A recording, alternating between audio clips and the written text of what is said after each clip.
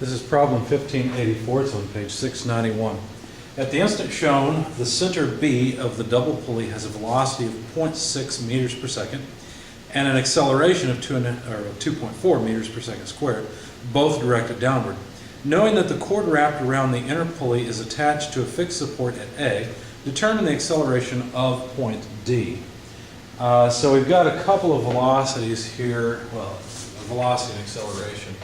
I just will make a note that the velocity, let's put it down here, the velocity of point B as a vector according to this, or with respect to this coordinate system, is negative 0.6 meters per second in the J direction, and the acceleration of B is negative 2.4 meters per second in the J direction. So both the velocity and acceleration are in fact directed downward. Now, I've added another point to the figure not listed in the book, and that is point C. And the reason is because I want to relate point C to the rope. The rope is obviously not accelerating. The rope is rigidly attached at A, and so the wheel is just rolling down on this rope. And anyway, I wanted to note that C is a point actually on this inner pulley. So it does have a non-zero acceleration. Anyway,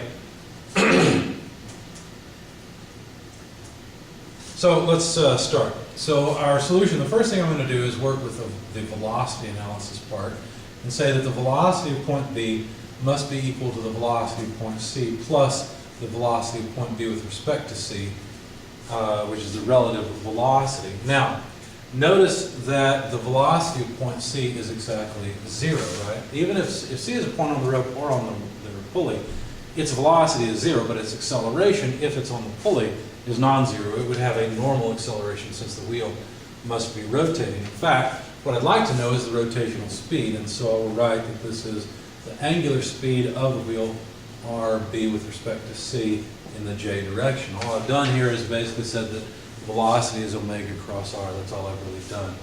So we've taken C as a reference point and imagined rotation about C. Okay, so the velocity of point B is a known, so we can calculate the angular speed knowing the distance between C and B, and that's exactly what's being done here. So that's how we'll get our angular velocity. So let's go ahead and rearrange things. Solve for the unknown. Angular velocity will be equal to the velocity of point B divided by the distance between points B and C, so that's negative 0.6 meters per second divided by 0.08 meters of distance between the two. Plug it into your calculator, you find this is negative 7.5 radians per second. And notice that I put that negative sign in. I've not been too careful with my negative signs to this point because I really didn't consider the cross product here. In any case, it's pretty obvious that the rotation, since this point's moving down, it's pretty obvious the rotation is clockwise. And with this XY coordinate system, that is a negative rotation direction. So that gives us the angular speed of the body, which is something I needed before I could actually solve this. So we're interested in the acceleration of point D, and that would be equal to the acceleration of point B, which is a known point, plus the acceleration of D with respect to B, so the relative acceleration. Noting that the acceleration of point B can only be directed downward, we'll write that, in fact, we've been given it, so it's only downward. We'll write it out just in the J direction. However, the motion of D with respect to B, well, it can have both a, let me change colors, it can have both a tangential, let's see, now I want to write it the other way. It can have both a tangential and normal component of acceleration. So we'll break that up into two parts. The acceleration of D with respect to B in the normal direction, and I'll use n bar as a vector indicating this direction, negative I, plus the acceleration of D with respect to B in the tangential direction, and again I'll use a tangential vector. Okay, so now that we've got that out of the way, let's go ahead and put some more detail in here, because this acceleration in the normal direction is due to the angular velocity. So it's omega squared R D with respect to B. I'm just going to leave it in the normal direction for now, plus this, the tangential acceleration, that's always the angular acceleration times the vector between the 2 points. So there we go. All right, so we put a little bit more detail into the equation. And now this problem is fairly straightforward because notice that I tried to say normal and tangential at the same time. The normal direction is opposite the x direction, the tangential direction is just up. Okay, so acceleration b, j plus omega squared rd with respect to b. And instead of writing normal, I'm going to note that this is the negative I direction because the normal coordinate is opposite the x coordinate. Now notice I've drawn the tangential direction up, and yet you know d is going to be moving down and it's accelerating downward. Why did I draw it up? I drew it up because I want to always assume that the angular acceleration is positive. Okay, so if this wheel had a positive angular acceleration, then the tangential direction would be up. D would be moving up with respect to b. And what I'm going to do is let the math tell me that we don't have the angular acceleration. So I'll let the math tell me that this is a negative number rather than just trying to flip the sign and keep it straight. So alpha r d with respect to b, but now this is in the j direction, okay, so that I can have a positive tangential coordinate.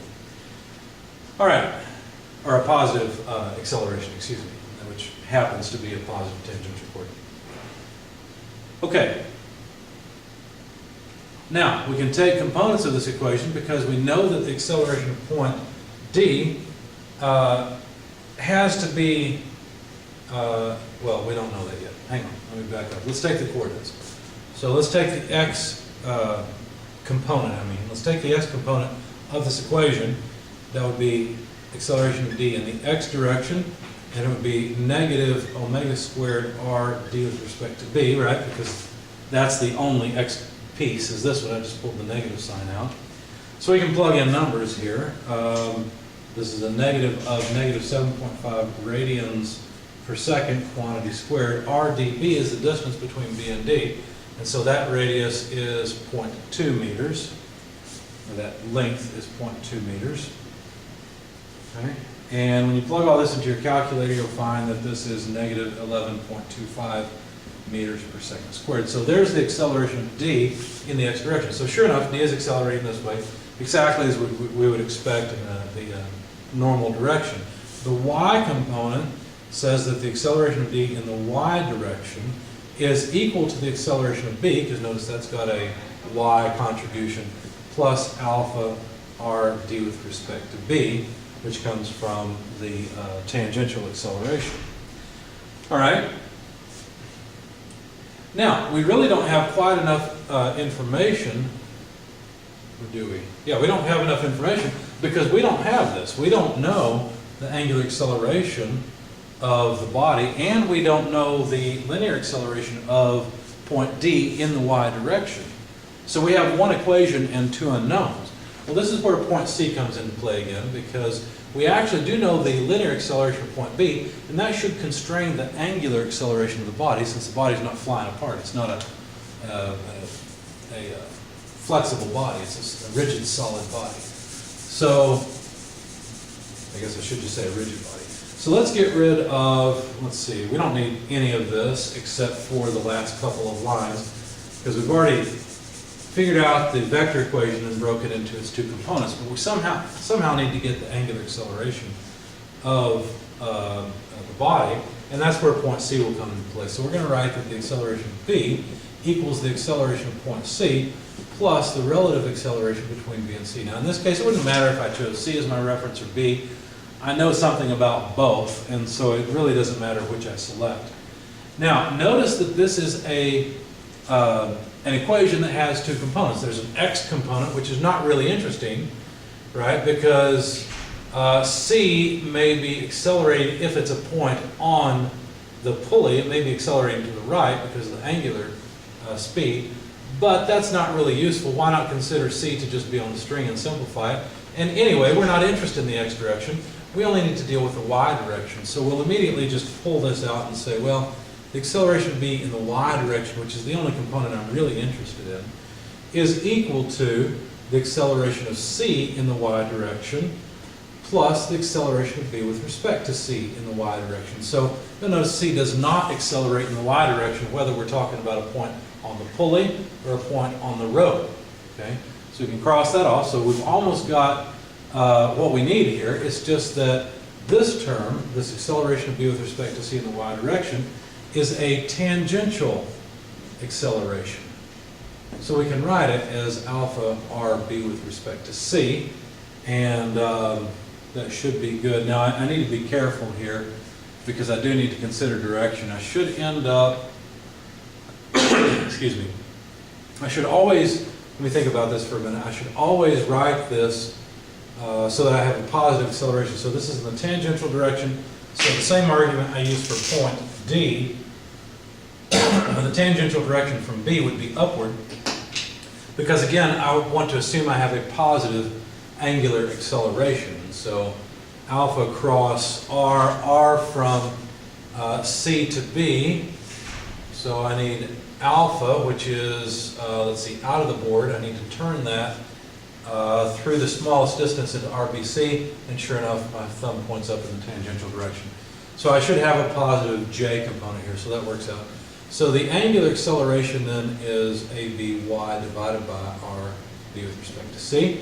The acceleration of B in the Y direction is negative 2.4 meters per second squared. The distance between those 2 points is 0.08 meters. We get radians per second squared, and it is negative as expected. It's negative 30 radians per second squared. So using that intermediate point C was very useful because it was something where I knew information about both B and C and was able to get the angular acceleration of the body.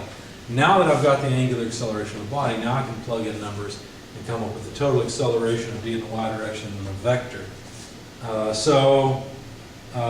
In the Y direction, I'd have negative 2.4 meters per second squared. That comes from the acceleration of B. And then I'd have plus the negative 30 radians per second squared of angular acceleration, alpha times RdB, which is 0.2 meters. Okay, so both terms have units of meters per second squared. The radians go away for free. If you plug this into your calculator, you'll find that this number is negative 8.4 meters per second squared. Now understand, this is acceleration of D in the Y direction. Okay? Now to write out the acceleration of D as a vector, then we just need to take the components. We've got a component in the I direction, negative 11.25 I. We have a negative component in the J direction, 8.4 J, and both have units of meters per second squared. So there's the acceleration of point D with respect to the coordinate system.